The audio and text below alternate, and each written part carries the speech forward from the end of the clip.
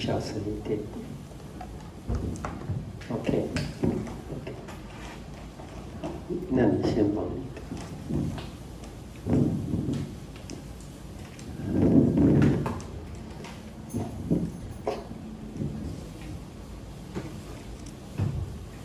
Okay,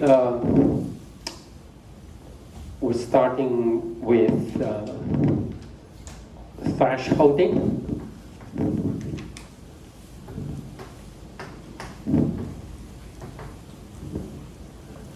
The most basic image processing technique, okay? But before I talk about thresholding, let's just refresh what will be the input, okay? What will be the input? As I mentioned last week,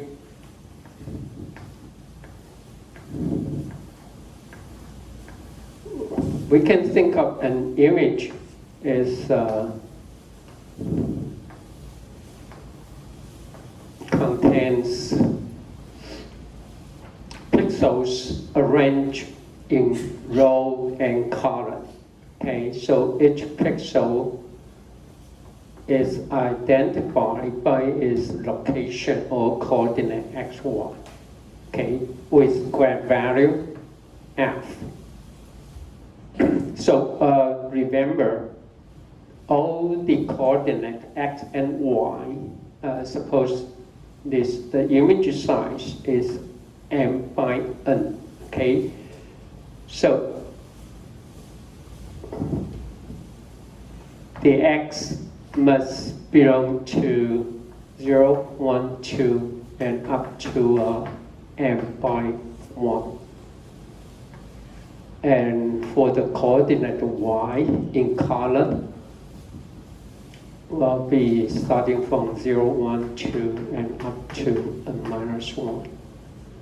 Okay, and the graph value, suppose we use an 8-bit display, okay, 8-bit AD converter.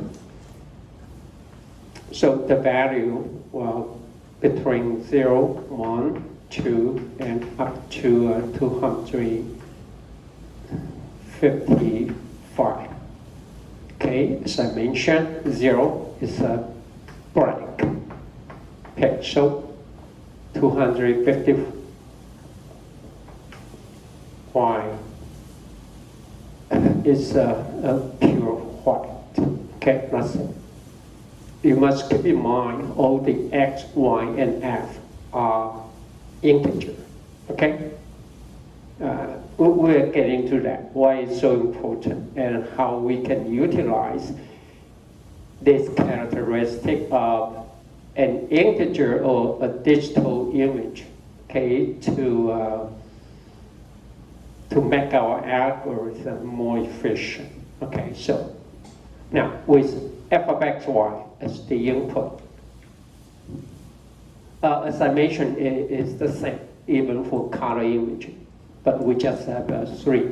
Okay, we have a 3-channel. Okay, stimulus R, G, and B. That's it. And each color channel for an 8-bit display, again, the value, the intense value is from 0 and up to 255. That's it. Okay, that's all you need to know so far for the input. Okay, and this could be a optical image. Well, actually, it can be an X-ray image, S1, or thermal image. Okay, look at. Okay, ultrasonic, Chaimbo, or any image. Okay, it does not have to be optical image like the one you have with your smartphone. Okay. Okay. So we're starting from thresholding. Okay. Threshold. Threshold is nothing but let me. Okay, for this example, okay, f of xy is the image. Now, it says if this graph value is less than 20, then I set it to 1. Otherwise, I put it to be 0. Then in this case, 20 will be the threshold. Okay, it's called the threshold. 那个重要法值啊。Try not to remember Chinese because it's very difficult to find the corresponding information by Google it or sometimes even use ChatGPT because different users might have different interpretation. Okay, so especially when you use the open source code, you are not going to write Chinese. All the function name will be in English, such as threshold, that's it, okay? We're getting to that later on. But anyway, let's just give the example. But since we are talking about the image processing for industrial application, which means all the algorithm you are going to develop will be automatic, okay? Which means this threshold must determine automatically, but not manually determined, okay? So that's something you need to learn, okay? But anyway, that's what I'm saying. So whenever we talk about the thresholding, we talk about how to convert a graph value image into a binary image, okay? A binary, 二次化影像. We are only talking about binary. So one could represent the object, the other one could represent the background, okay? But you need to define what do you mean by object? Anything you are interested, that's so-called object. Anything you have no interest in to do the further analysis is called background, okay? The background does not have to be something behind you. No, it's nothing, not anything to do with your task, okay, you want to achieve. So anyway, the thresholding, the purpose of thresholding is it converts a graph value image into a binary image. That's it, okay? So when I say binary, which means the value can only be 0, 1. But it does not have to be 0 and 1. It could be 0 and 251. It could be 1,000 to be 1,001. It doesn't matter as long as you only have 2 different digits. One represents the object, the other one represents the background. But mostly we will use 0 and 1, okay, instead of, because as I say, we are talking about the automation, okay, for industrial application. So actually, the processing result or the binary image is not going to display for the user. It do the not like the medical image. When you do something or you process a medical image and try to binarize the image, the result could be for doctor. Okay, but for industrial application, most of the time we don't need to display the result at all. Okay, because we just want to use it for automatic analysis, automatic detection, or automatic inspection, let's say. Okay, so to find the threshold, the very first thing we need to do is convert an image, okay? Convert an image, which is given by the graph level, okay? Just something like this. Then we convert it into, the first thing you need to do is convert it into a distribution, or the histogram. 就是把它先画成它的直方图. Okay, so now we try to convert it into a distribution. Okay, Z. That will be the graph value. The Z value can only be 0, 1, 2, and up to 255. And then you need to find out what will be the probability or the distribution or the histogram, okay, for each possible value z. Okay? So that's the very first thing you need to do. How to convert a two-dimensional, this is two-dimensional, right? This is a 2D. We have x and y. Now we convert it into one-dimensional. So the first thing you need to do is to write a code, right? If you have to write your own code. Now, how to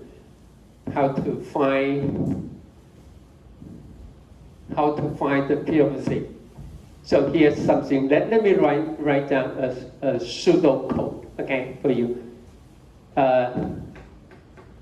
Suppose you need to try out all the possible value for coordinate x, right, in the x-axis. And then you try every possible value of y. Now, to calculate the probability or the distribution, you need to know the number. For example, if the y value is equal to 98, now you need to count in this image how many pixels have the value of 98, right? So we need to accumulate the array. For example, let A to be the accumulated value for 98. And it's divided by the total number of pixels for this image, which is m times n. Right? Suppose the image size is m by n. So this will give you the probability that you will see a graph value of 98 in this image. That's how we do it, okay? How we convert. So if you need to write a program, then what can you do here? To find the accumulated value, A, of some z graph value. Now, the most easy way could be, then you write down if len, then you say if f of x, y equal to 0, then you let x, y equal to x, y plus 1, right? Right. Now, for each coordinate x, y, then we read out the graph value. The graph value could be 0 and 1 and 2 and up to 255, right? So first you have to assume if this value equal to 0, then we add the corresponding array. I'm sorry.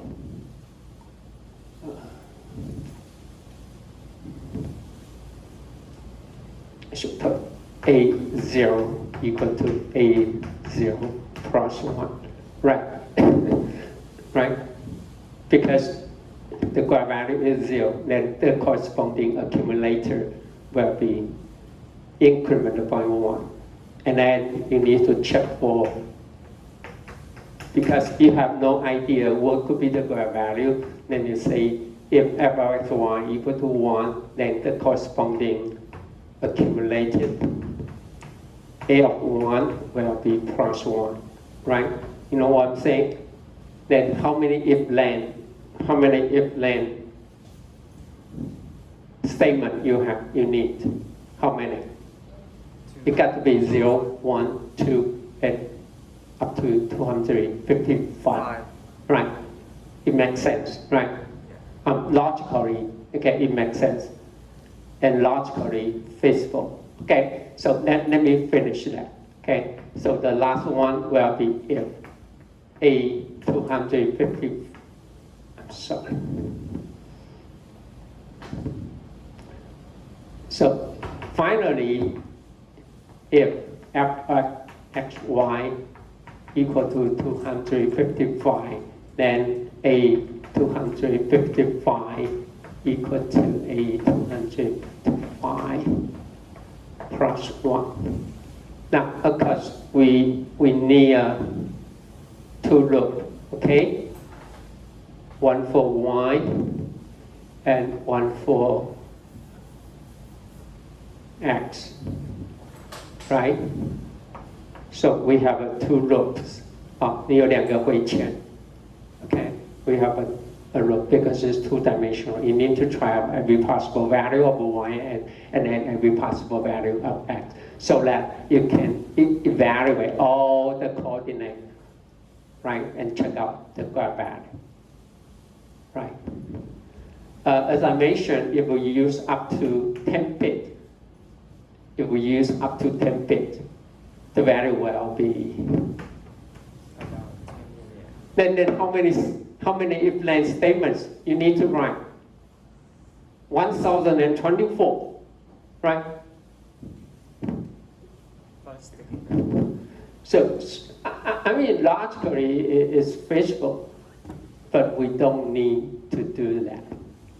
Now go back to here, as I mentioned, because x is integer, y is integer, and most importantly, the graph value is also integer. So what can we do here? The same here. For all x and for all y,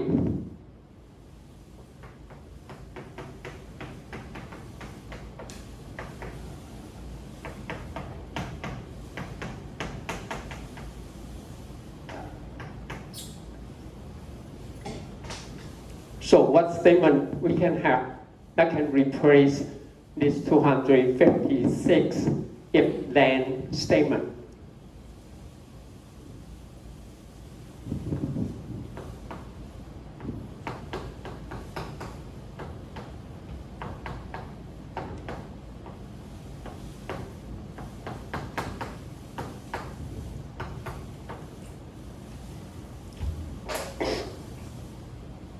Oh, this could be the only case I will talk about the pseudocode. After that, I will mention the code at all. Okay, or I'm interested as far the mathematics. Okay, but this just give you some idea. What is the property for the digital image?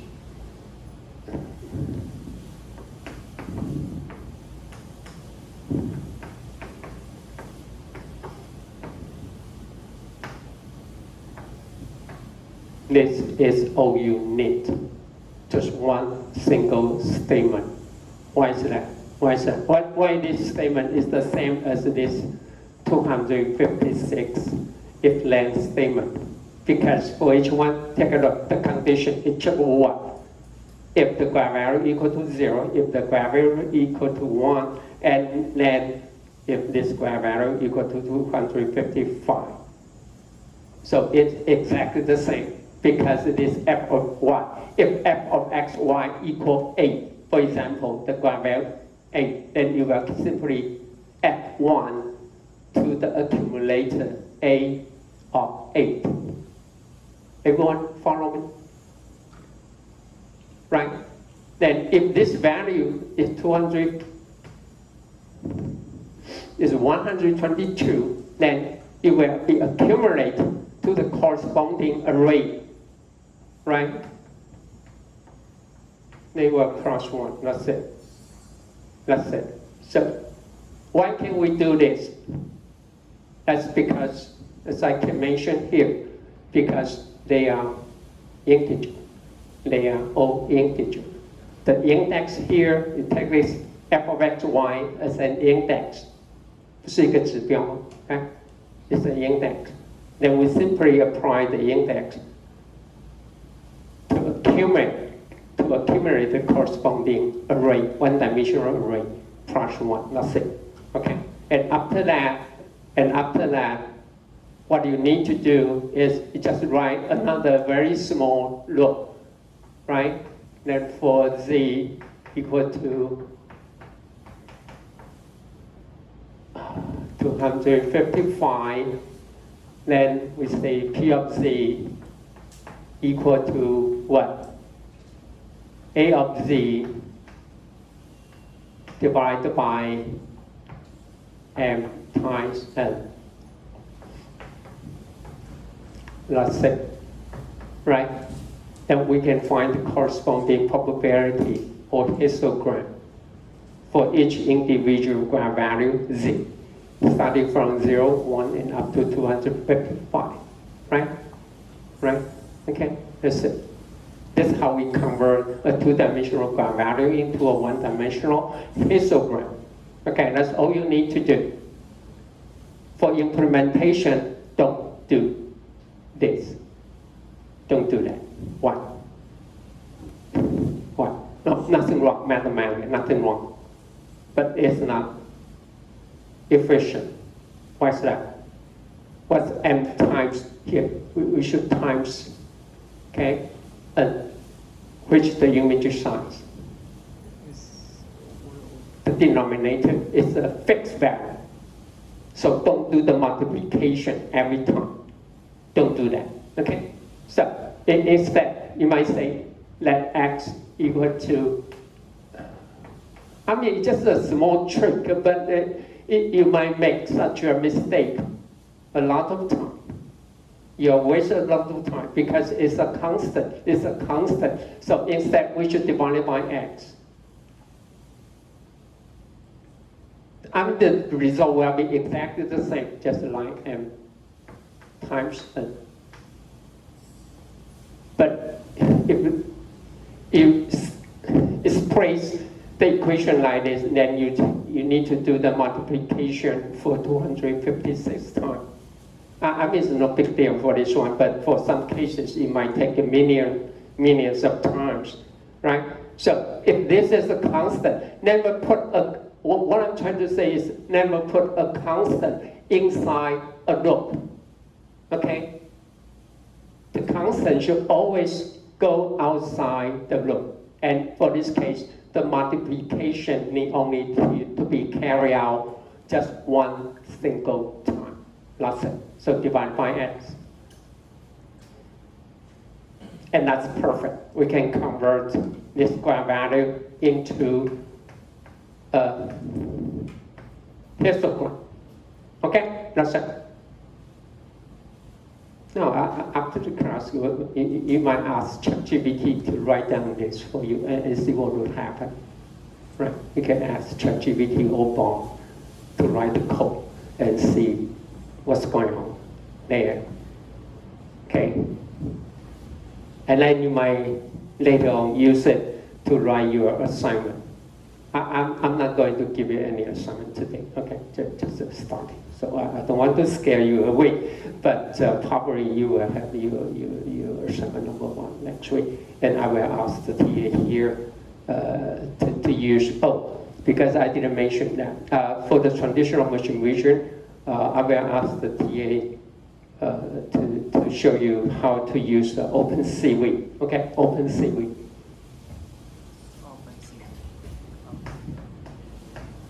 Okay, it's maintained by Intel. Okay, yeah. Can we use what language we want? OpenCV? Oh, of course. I mean, you can use any language. You can use Python, PyTorch, C#, anything you want. I mean, for this case, for this class, we are not talking about how to do the programming at all. Okay, we only talk about the algorithm, but basically I will ask the TA to show you some basic tool. Okay, for OpenCV, it's Python based. Okay, and maintained by Intel. So it includes almost every possible image processing, okay, tool. But you can use anything you want, okay? And for the assignment, I will never ask you to write the code. The code can only put in the appendix. I need to see the code, but only in the appendix. So what do I mean by in the appendix? Which means I may not see it at all, okay? But I need to just to make sure you write your own code or how you get the sources, let's say. But I won't check it, your code. So anything you want. For deep learning, basically, we were based on the more high-level tool, Keras, okay? But it's still Python-based. So you have better, if you are not so familiar with the Python, you have better to catch up, okay, to learn something basic. But anyway, for each assignment, the TA will show you how to, for example, next week, he will show you how to download the OpenCV and how to apply it for thresholding, for example. Okay, but it's not necessary. Okay, you can use anything you want, that'll be fine. Okay, and there's no restriction about the code. Okay, anyway, now we know how to convert a graph value, okay, into a CV for computer vision, okay, OpenCV, okay, Intel. You can find all kinds of function. It's quite convenient, and it is free. Okay, it is free. The most important, it is free. Okay. So you might use ChatGPT to ask it to write the OpenCV code for some task, such as thresholding. Okay. Okay. So that's the very first thing. First, we convert the two-dimensional image into a one-dimensional histogram, okay, or distribution. Okay. And then we find the threshold. So if this is the original input, and after compare with the threshold 20, I didn't say anything yet, okay, how to determine the threshold automatically. But anyway, this could be the final result. But if you want to display the result so that you can observe what's going on here, you have a better display it with 0 for black and 255. Don't display 0 and 1. Visually, our human eyes cannot distinguish the difference for graph level that only have a one level difference, which means you cannot tell what is the graph value 1 and 0. And also, it cannot it's almost impossible to distinguish the graph value of 128 and 127. You know 128 is brighter than 127. 128比127亮，可是你眼睛看不出来。So for display, never display something like this. Then they might say your algorithm failed, right? Because you cannot tell anything here. But it's not true. So for display purpose, okay, for your observation, so the binary value had better to be 0 and 255 with a pure 1, okay? Or you can do it reversing, okay? You can do it reversing, okay? Which means make the background to be 1 and the object to be 0. So it will show the object as a black region, okay? That's it. So anyway, this is the result after the process, okay?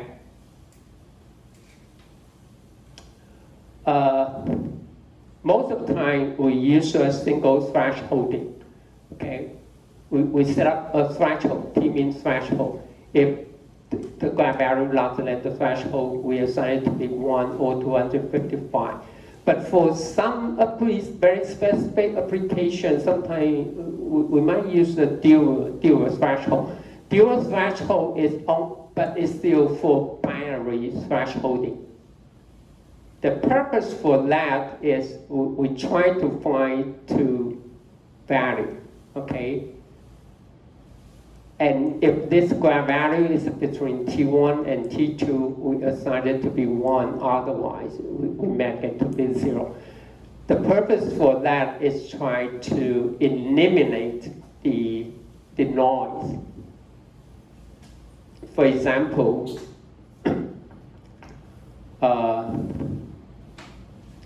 we might Okay, so for this case, this could be T1 and this could be T2. So for this one, this is the distribution. Okay, here, this is the distribution. And all the value with the distribution in this region, it could be noise. Okay, it may not mean anything. It could be just noise. It's not belong to an object area, or it's not a background. So for some case, you have this so-called dual, okay, dual threshold. But remember, dual thresholding is also a binary thresholding. We just try to remove the noise. It could be a black noise, or it could be a white noise. It depends on your application. Okay, but most of the time, we simply focus on binary, okay, we simply based on binary thresholding, which means you need to find one single threshold, okay? Make it as the standard. Everything larger than the threshold T, then it will be white, otherwise it will be black, okay? So that's something new. And also, it could be a multi-level thresholding. For this one, you might have an image. When we convert it into the histogram, you might see there's a 3 distribution, right? So apparently, you might have 2 objects in one background, or 1 object into a different, more complicated background. So for this case, you need to find 2 thresholds and divide the image into what? 3 regions. Okay, this could be region 1 for some object 1, this could be region 2 for some other object, and this could be the background. Okay, suppose these 2 objects are on the white background. So for this case, you need to find 2 thresholds, one for T1 and one for T2. For practical application, mostly we only use 1 single threshold and no more than 2 this so-called tri-level, okay, tri-level thresholding. Don't do it after that because it becomes very unstable, okay, not reliable. 你说你真的要用的话，一般好，我们只找一个 threshold 或2个就停，不会再用。If you need more than 3 regions, don't go for the thresholding. Okay, you need something else, such as the region growing or deep learning, blah blah blah. But for thresholding, I would recommend you just to find 1. Okay, this is the most of the case. We convert the ground level image or color image into a binary image. And sometimes we can still work on it to find 2 thresholds so that they can find background and region for object 1 and region for another object. It's fine. But beyond that, don't go for the thresholding technique. It's not reliable, although it is very, very fast. Okay, as I just mentioned, I mean, the code is quite efficient, right? And we can reduce the image, right? No matter what could be the size of the image. It could be a 1K by 1K. It doesn't matter, even it's 1 million by 1 million. But after you convert it into one-dimensional histogram, then everything just becomes what? From 0 up to 255. It's nothing to do with the image size. Because I mentioned last week, what you lost when you convert a 2-dimensional image into a 1-dimensional histogram. All you lost is the spatial information. It doesn't tell you what is the relationship between the pixels, right? Such as you know nothing about the relationship between this pixel and this pixel, or this pixel and that pixel. All you have is, they have some graph value distribution. That's it. So it's facts, but you must keep in mind, when you apply it for your task, you must ask yourself, will I be okay if I lost all the coordinate information, which is the spatial information, contingency? Will I be okay? If it's fine, just go for it, okay? Because it's very fast and very practical, especially for industrial application, okay? Or for real-time online application. Okay, so that's it, okay? I didn't say anything yet, okay? How to determine T and T1 and T2, right? I didn't say, no. That will be our next topic, okay? We starting with a very simple one, but practically we don't use it. It's not very computationally efficient, but we started from here, okay? How to find the optimal, the threshold, how to select it, or how to determine the optimal threshold automatically, which means we need some algorithm, right? We need some algorithm so that it will determine the best threshold based on some optimization algorithm. Whenever we talk about optimization, we talk about the computation time. Okay, so, but anyway, the first one, we go for this. We go for the optimal threshold. Now, we need some background statistical or probability background, but that's okay. Let me just show you how it works. Now, we have the distribution, right? We have the distribution. We convert f of x, y into the ground level distribution, right? Now, so suppose we have a two distribution here.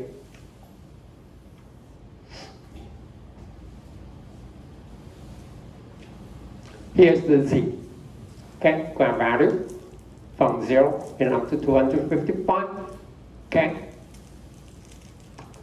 So what we want to ask is what? What could be the value for some specific value z star?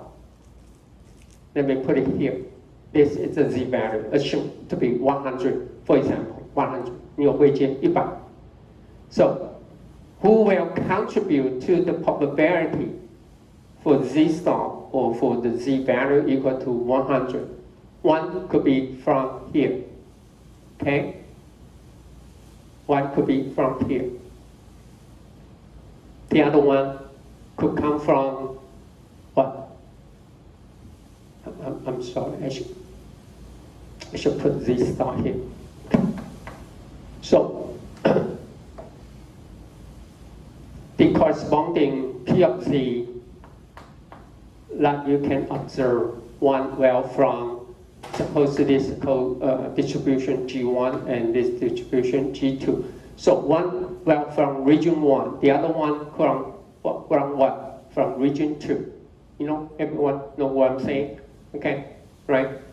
Because for this one, this is the observed probability. One could be from region 1, the other one could from region 2. Okay, so that's how we set it. The probability for P of z,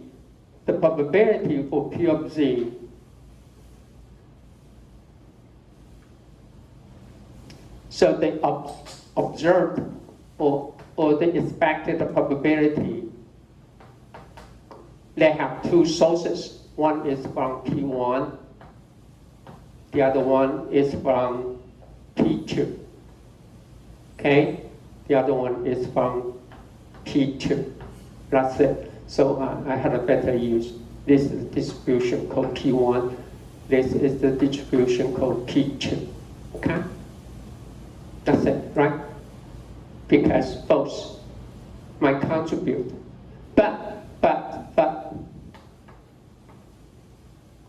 For this case here, you might have an object, a very large object in the image, or you might have a very small object in the image with the same value. So it's not fair, just take the average. Just take the average. One from the region 1, the other one from region 2, based on their probability, right? Because the size are different. You know what I'm saying? So we need to take into the size as the weight. So we calculate the weighted mean. 就是说你在算的时候，因为有时候同这个物体，有时候它这么大，它有时候它这么小，你直接算它的平均不公平。So therefore, we need to think of their prior, okay, capitalized P, okay, it's an uppercase P, 大写的 P, it's prior, 就是事先几率 okay, call it prior, and this will be the P2, okay, and of course we know what, P1 plus P2 must equal to 1. They must be equal to 1. They are the prior probability. Okay, be patient. Okay, I need to talk about some basic probability. Okay, 好，这是叫事先几率。Okay, this is called prior. 好，事先几率 prior P1. Anyway, the capitalized P1 and P2 are something to do with the area of the object, which means you need to know something about the region. And and the small P1 and P2 is called the PDF. Okay, probability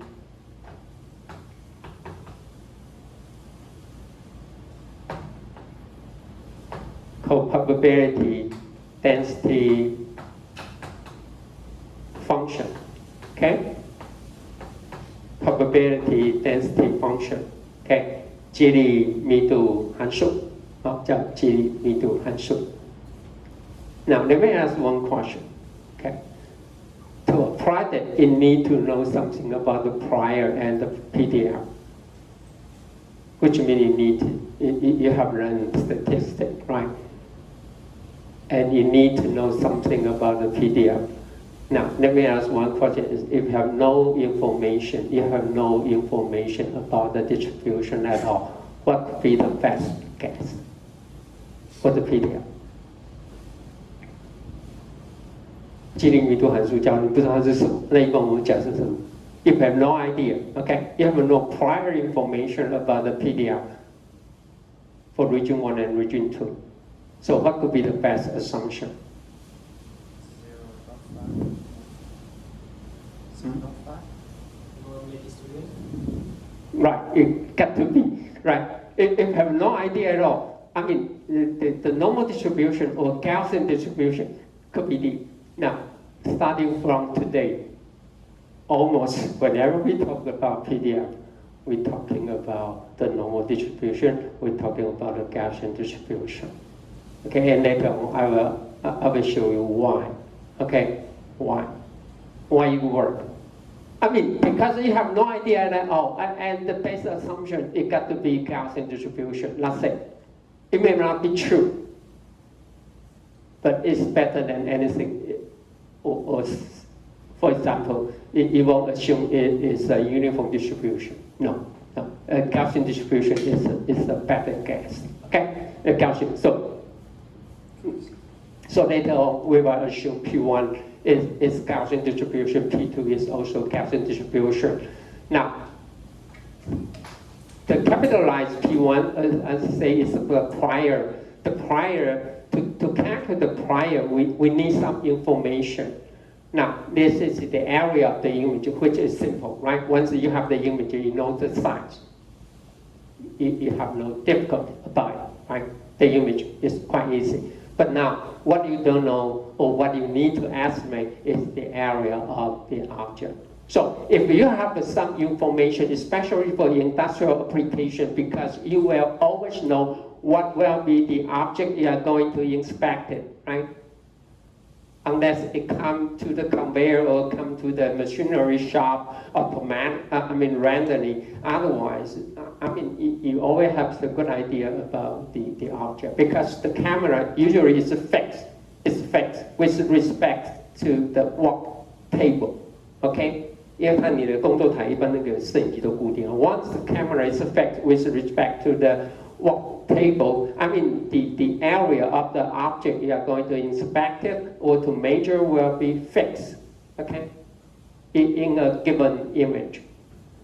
But this is not a good approach. I won't recommend it, okay, because it needs to know a lot of prior information, such as the area of object, and also you need to know the PDF, the probability density function, as we just mentioned. If you have no idea at all, you have no information at all, we simply assume it is Gaussian or normal distribution. 我们一般就假设它参加分布 okay? It's normal distribution.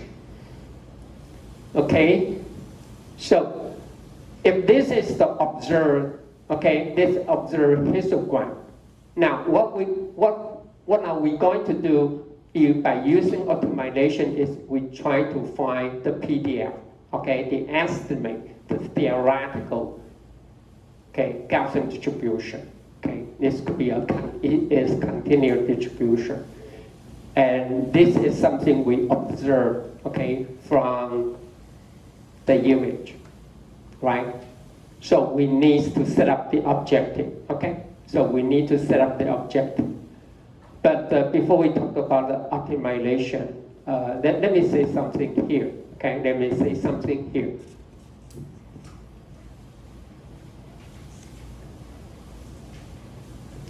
We call this D1. Okay, this is called D1. The first term called D1, which is the prior, okay, of region 1 times its corresponding PDF. And the second term is called D2. Okay, called D2. Okay, I'm not going to prove it, but based on the decision theory, 决策理论说, okay, the decision theory says, I'm too slow, okay, I didn't say anything yet. It says, based on decision theory, it says if D1 larger than D2, okay, if D1 larger than D2, then we can conclude the graph value must belong to region 1, right? It's reasonable, right? Because we have a higher probability, right, for region 1. Otherwise, if D2 larger than D1, then we might conclude that Z must belong to region 2, right? It's reasonable. Okay, based on decision theory, if we make the decision by this rule, then we can minimize the estimation error. It just say we might, or on average, we will minimize the estimation error, but it won't guarantee. Okay. Just example, last week I asked you how to distinguish the male and female, right? And you say based on the hair. If I say the hair is longer than the shoulder, definitely you will guess it got to be a female, right? Yeah. Everyone agree with me, right? But it may not be true every time, right? Right. That's exactly what it does here. But on average, you might have a very high probability to make a good guess, but it won't guarantee it was always true every time. Okay, but that's how decision theory says. Okay, so based on this, then we will talk about how to do it, to use the optimization. Okay, but I won't say too much because optimization takes time. And for industrial application, usually we don't go for this approach. it's not fast enough for real-time application. Okay, anyway, let's take a break.